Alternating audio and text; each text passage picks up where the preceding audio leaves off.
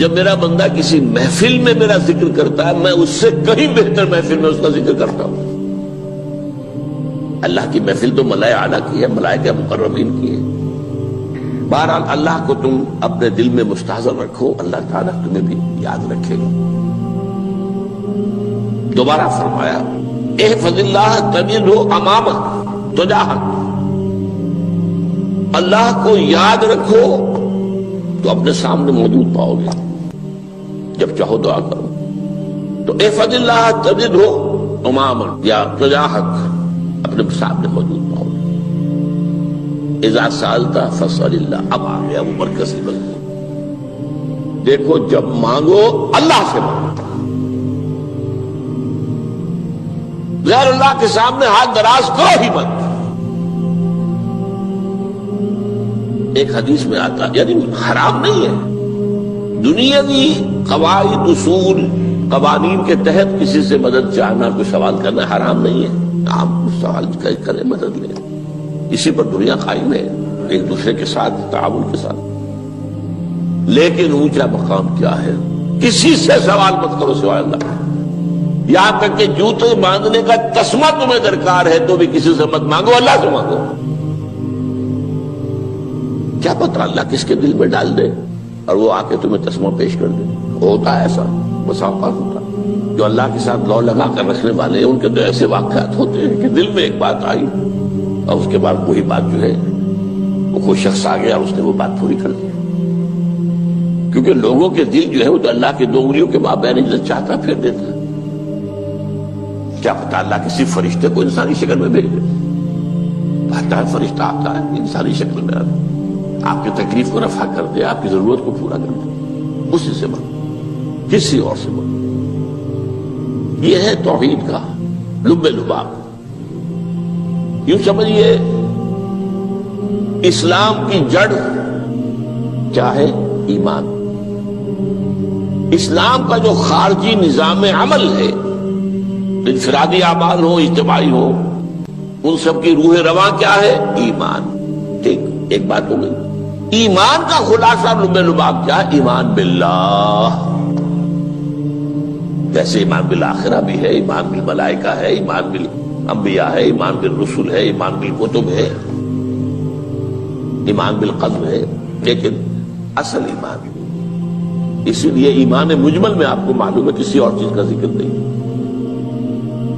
آمنت باللہ کما ہوا باسمائہ وصفاتہ وقبلت جمیع احکامہ اقرار باللسان وتصدیق بالقلب، یہ ایمان مجمل ہے۔ اجمالی طور پر ایمان اس کا نام ہے، ہاں مفصل تفصیلی طور پر آمنت باللہ وملائکتہ وکتبہ ورسلہ والیوم الآخر والقدر خیرہ وشرہ من اللہ تعالی۔ تو اسلام کی جڑ ایمان، اور اسلام کا سارا جو نظام عمل ہے، چاہے انفرادی اعمال ہو چاہے اجتماعی، ان سب کی روح رواں ایمان، اور ایمان کا خلاصہ ایمان باللہ۔ اور ایمان باللہ کا اصل حاصل وہ ہے جو اس حدیث میں آ رہا، اس کے دو ہیں تقاضے، عبادت صرف اسی کی، استعانت صرف اسی سے۔ اس لیے میں نے سورہ فاتحہ کا تذکرہ شروع میں کیا، یہ عبادت کا جوہر ہے، عبادت کا جو ہے یہ ایمان کا حاصل، عبادت صرف اس کی ہے اور استعانت صرف اس سے۔ استعانت ہی میں سوال بھی آ گیا، یہ بھی مدد ہے۔ آپ کسی سے کچھ مدد مالی چاہ رہے ہیں یا کوئی اور مدد چاہتے ہیں، کسی کام میں مدد چاہتے ہیں، جیسے میں نے کہا تھا کہ سفارش کرانا چاہتے ہیں، یہ بھی مدد ہے۔ وَإِذَا اسْتَعَنْتَ فَاسْتَعِنْ بِاللَّهِ، اور جب مدد مانگو صرف اللہ سے مانگو۔ اور وہ سارے الفاظ یاد کر لیے، استدعاء، استعانت، استغاثہ، یہ جو غوث اعظم سے استغاثہ کیا جاتا ہے تو شرک ہے۔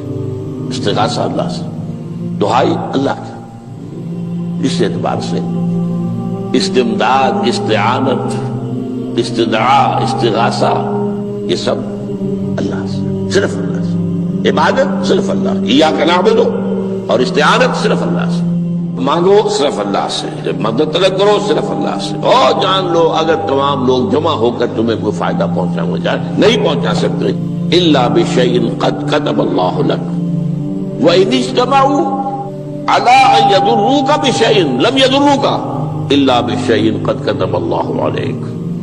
اگر سب مل کر چاہیں تمہیں کوئی نقصان پہنچا دے نہیں پہنچا سکتے مگر وہی کچھ جو اللہ نے تمہارے لیے لکھ دیا. اب بتائیے خوف کی جڑ کٹ جائے گی کہ نہیں؟ یہ جو ایمان جو ہے یہ خوف اور حزن دونوں سے نجات دلانے والی بات ہے. جو حقیقی مومن ہے وہ اللہ کا ولی ہے. حقیقی مومن وہ اللہ کا ولی ہے. اور الا ان اولیاء اللہ لا خوف علیہم ولا هم يحزنون. یہ اولیاء اللہ کو علیحدہ مخلوق نہیں ہے, کوئی ان کے سر پہ سینگ نہیں ہوتے, انسان ہی ہوتے ہیں. لیکن حقیقی معنی میں مومن ان اعتبارات سے جو آج ہم پڑھ رہے ہیں ایمان اس درجے کا پہنچ گیا تو اللہ کا ولی ہے. اور لوگ کے لیے خوف کس بات کا ہوگا؟ کس سے خوف کروں؟ اس کے ہاتھ میں کچھ ہے ہی نہیں. اور اگر کچھ اللہ نے میرے لیے لکھ دیا وہ آ کر رہے گا, چاہے میں لاکھ گڑ گڑاؤں اس کے سامنے کہ مجھے چھوڑ دے. اگر اللہ نے لکھا وہ آیا وہ تو آئے گا, تو کاہے کو اس کے سامنے گڑ گڑانا, کاہے کو جبرسائی کرنا اس کے سامنے. اور کسی کے ہاتھ میں کچھ ہے ہی نہیں, میرا خیر ہے ہی نہیں, کاہے کو خوشامد کرو اس کی. اور سنیے رفعت الاقلام. دیکھو نوجوان, قلمیں اٹھا لی گئی ہیں, وجفت الصحف, اور جو رجسٹر ہیں صحیفے ان کی سیاہی خشک ہو چکی ہے. یہ ہے وہ اللہ کا علم, اس میں ہر شے لکھ دی گئی ہے. اس کی قلم اٹھا لیے گئے. جیسے آپ کو معلوم ہے امتحان ہوتا تھا, 3 گھنٹے ختم ہو گئے, اسٹاپ رائٹنگ, بس اب قلم رک جانا چاہیے.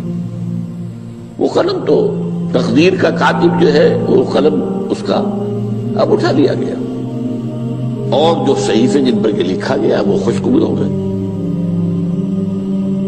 یہ تو روایت ہے جو امام ترمذی نے جس کو روایت کیا, یہ متن ان کا ہے جو ہم نے پڑھا ابھی, اور ان کا قول یہ ہے کہ یہ حدیث حسن صحیح ہے. لیکن یہی روایت اور انہی راوی سے عبداللہ ابن عباس سے رضی اللہ تعالیٰ عنہما اور بھی محدثین نے کی ہے. تو اس میں سے ایک اور متن جو ہے وہ یہاں پر امام نووی نے دے دیا ہے. احفظ اللہ تجد امامک, یہ تو پہلا وہ ٹکڑا تھا. وقت تو جاہک تھا, یہاں امامک ہے, امام مطلب ایک ہی ہے, اپنے سامنے پاؤ. اللہ کی حفاظت کرو, اللہ کو دل میں, اللہ کی یاد کو محفوظ رکھو, گویا کہ اللہ کو مستحضر رکھو. ذکر اللہ کے معنی کیا ہے؟ استحضار اللہ فی القلب, یہ ذکر اللہ ہے. جنہیں ہم ذکر سمجھ بیٹھے ہیں وہ ذکر کے ذریعے اقیم الصلاۃ لذکری, نماز قائم کرو میری یاد کے لیے. نماز ذریعہ ہے یاد کا. یہ علیحدہ بات ہے کہ آپ نے 17 رکعتیں بھی پڑھ لی ہو عشاء کی اور یاد آپ کو آئی ہی نہیں کوئی. آپ تو ایک میکینیکل انداز میں جو ہے وہ اٹھک بیٹھک کر رہے ہیں اور آپ کی زبان سے کچھ بھی نکل رہا ہے, تو اس کا آپ کے شعور سے, دل کی گہرائی سے کوئی رابطہ ہے ہی نہیں. وہ ذکر تو نہیں ہوا. ہاں نماز فرض تھی وہ ادا ہو گئی, آپ کی فرض ادا ہو گئی. تو جنہیں ہم نے ذکر سمجھا وہ ذرائع ذکر ہے. اللہ اللہ, سبحان اللہ سبحان اللہ زبان سے, یہ تاکہ اس کے نتیجے میں وہ ذکر حاصل ہو جائے. استحضار اللہ فی القلب, ذکر کے معنی ہے استحضار اللہ فی القلب. تعرف الی اللہ فی الرخاء, اور دیکھو کشادگی کے وقت میں تم اللہ کو یاد رکھو, اللہ کی طرف رجوع کیے رہو, بھول نہ جاؤ. وہ نہ ہو جو کبھی کہا تھا, بہادر شاہ ظفر کے اشعار میں سے بہت دور کا شعر ہے, ظفر آدمی اس کو نہ جانیے چاہے کتنا ہی ہو فام زکا, جسے عیش میں یاد خدا نہ رہی, جسے تیش میں خوف خدا نہ رہا. وہ ہے کشادگی کی حالت میں, جبکہ تمہارے لیے کشادگی ہے, اللہ کی طرف رجوع کیے رکھو. یعرف کا فی الشدہ, تو اللہ اپنی توجہ تم پر رکھے گا شدت کے وقت میں, جب تمہیں کوئی تکلیف ہے اس تکلیف کو تم پر آسان کر دے گا. تکلیف تو آنی ہے, جو لکھی ہوئی ہے وہ تو آئے گی, لیکن یہ کہ اللہ تعالیٰ اس کی شدت کو ایک ہی چیز ہے جس کو ایک انسان بہت شدت کے ساتھ محسوس کر رہا ہے، دوسرا آدمی اتنا نہیں محسوس کر رہا ہے، احساس کا معاملہ ہوگا نا۔ وہ تو اصل میں اگر انسان کی نروز کٹی ہوئی ہے تو احساس ہوگا ہی نہیں، سرے سے ہی نہیں ہوگا۔ تو اس اعتبار سے اللہ تعالیٰ تمہارے لیے وہ شدت کی کمی کر دے گا۔ وَاعْلَمْ أَنَّمَا أَخْطَأَكَ لَمْ يَكُنْ لِيُصِيبَكَ، اور جان لو جو چیز تم سے چھوٹ گئی ہے، رہ گئی ہے، وہ ہرگز تمہیں ملنے والی نہیں تھی۔ اب آپ نے کسی ملازمت کے لیے درخواست دی ہے، درخواستیں مانگی گئی ہیں، اپنی سی محنت کر لی، نہیں ملی ملازمت، اب آپ بیٹھے ہوئے افسوس میں، رنج میں، غم میں، فلاں نے یہ کر دیا، فلاں نے یہ کر دیا، وہ فلاں جو ہے بڑی تکڑی سفارش لے آیا تھا، فلاں نے رشوت دے دی۔ چھوڑو میاں اس کو، وہ تمہارے لیے نہیں تھی۔ کاہے کو اپنے ذہن کے اندر یہ کھچڑی پکا رہے ہو بیٹھے ہوئے؟ خواہ آپ شاید سوء ظن میں بھی مبتلا ہو رہے ہو، کسی نے نہ رشوت دی اور آپ سمجھتے ہو کہ رشوت دی ہے اس نے۔ یہ ساری چیزیں جو ساری سیئات، ان کی جڑ کٹ جائے گی۔ وَاعْلَمْ أَنَّمَا أَخْطَأَكَ لَمْ يَكُنْ لِيُصِيبَكَ وَمَا أَصَابَكَ، اور جو چیز تم پر آ گئی، لَمْ يَكُنْ لِيُخْطِئَكَ، ہو ہی نہیں سکتا تھا کہ وہ تم پر نہ۔ یہ کر لیتا تو ہو جاتا، شاید یہ کر لیتا، میں نے ٹیکا پہلے لگوا دیا ہوتا تو یہ بات نہ ہوتی۔ بھائی وہ جو ہونا تھا وہ ہونا تھا۔ اب یہ وہ چیز ہے جس سے انسان میں کیفیت پیدا ہوتی، تسلیم و رضا۔ ہم بھی تسلیم کی خو ڈالیں گے، بے نیازی تیری عادت ہی صحیح، اے اللہ جو تو نے چاہا مجھے قبول ہے۔ اسی لیے میں نے آپ کو آیتیں سنائی سورہ تغابن کی، ما اصاب من مصیبت الا باذن اللہ، کوئی مصیبت نہیں آتی مگر اللہ کے اذن سے۔ وَمَن یؤمن باللہ یہد قلبہ، جو اللہ پر ایمان رکھتا ہو اللہ اس کے دل کو ہدایت دے دیتا ہے۔ ہدایت کس بات کی؟ تسلیم و رضا۔ دوستاں سلامت کے تو خنجر آزمائی، نہ شبد نصیب دشمن کے شبد ہلاکت تیغت۔ اے اللہ تیری طرف سے ہے، مجھے قبول ہے، اور بظاہر مجھے تکلیف ہو رہی ہے لیکن یقیناً اس میں میرا کوئی خیر ہے۔ بیدک الخیر، تیرے ہاتھ میں تو خیر ہی خیر ہے، جو بھی تیری طرف سے آئے۔ سر تسلیم خم ہے جو مزاج یاد میں آئے۔ اور یہ مضمون جو ہے زیادہ بڑے پیمانے پر سورہ حدید میں آیا ہے۔ ما اصاب من مصیبت فی الارض ولا فی انفسکم الا فی کتاب من قبل ان نبرأھا، کوئی مصیبت نہیں آتی نہ تمہاری جانوں میں نہ زمین میں، زمین میں زلزلہ آ جانا، سیلاب آ جانا، کچھ اور زمین کا دھنس جانا، یا یہ ہے کہ تمہاری جانوں میں کوئی بخار ہو گیا، کوئی اور تکلیف ہو گئی، اچانک معلوم ہوا کہ انسان جو کینسر ہے، اور کینسر بھی اب 3rd stage کو پہنچ چکا ہے، لیکن جو بھی آیا ہے وہ اللہ کے علم کی کتاب میں پہلے سے لکھا ہوا ہے۔ فی کتاب من قبل ان نبرأھا، یہ کتاب میں درج ہے اس سے پہلے کہ مجھے ظاہر کرے۔ اس کا نتیجہ کیا نکلنا چاہیے؟ لیکن لا تأسوا علی ما فاتکم ولا تفرحوا بما آتاکم، افسوس نہ کیا کرو جو تم سے جاتا رہے، چھوٹ جائے۔ کوئی عزیز فوت ہو گیا، کوئی موقع ہاتھ سے نکل گیا، ارے بھائی میں چوک گیا، بڑا موقع تھا، اب اس پر افسوس کر رہے ہیں؟ نہیں، جو چیز دیکھیں، لا تأسوا علی ما فاتک ولا تفرحوا بما آتاک، جو اللہ تمہیں دے دے اس پر اتراؤ مت۔ وما اصابک لم یکن لیخطئک واعلم ان النصر مع الصبر، اور جان لو اللہ کی مدد صبر کے ساتھ آتی ہے، جو آئے اس کی طرف سے جھیلو۔ زبان پر کلمہ شکوہ اور شکایت نہ آئے، اللہ سے شکایت نہ آئے، تسلیم و رضا، جو تیری رضا ہے۔ تیری صحت ہمیں منظور ہے لیکن اس کو، مولانا محمد علی جوہر ایک مرتبہ جیل میں گئے، ایک بیٹی بیمار ہوئی، فوت ہو گئی، اس کے بعد دوسری مرتبہ پھر جیل میں گئے، دوسری بیٹی کو وہی بیماری ہوئی،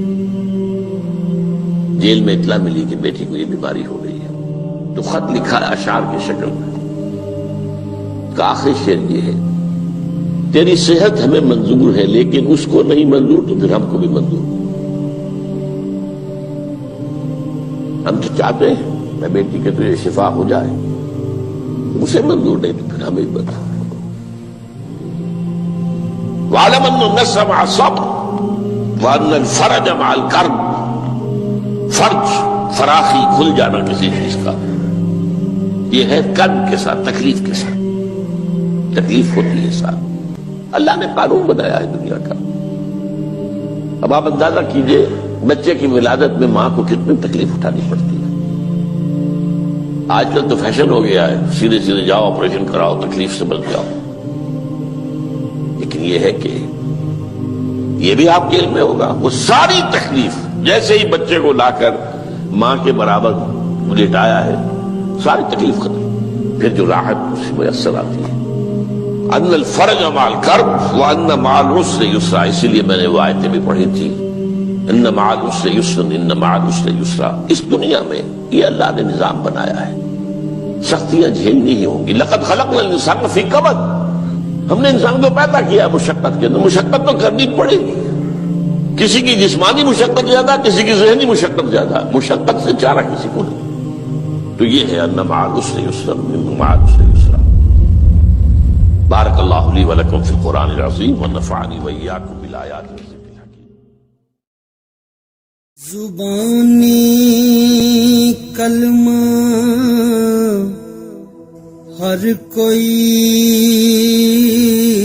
پڑھدا،